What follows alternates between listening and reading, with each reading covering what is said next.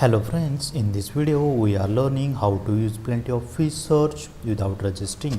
In case you don't want to register or sign up on pub.com and you are looking for search and browse plenty of fish users profiles without registering, then don't be worried because plenty of fish search without register is possible. In this video I am showing you how to search plenty of fish profiles without registering.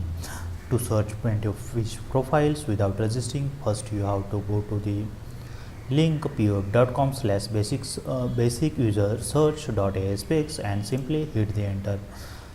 Here you can see username search, advanced search and basic search. In username search, here you can see user search and box where you have to enter username of plenty of fish user which we want to search. Here I am entering XYZ and click on find user. Thus you can see a list of plenty of fish users which have name XYZ.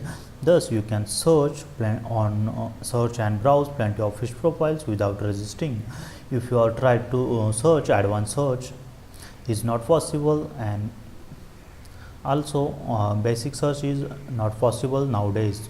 But few days back all three username search, advanced search and basic search was possible without registering, but nowadays only username search is possible without registering on plenty of fish.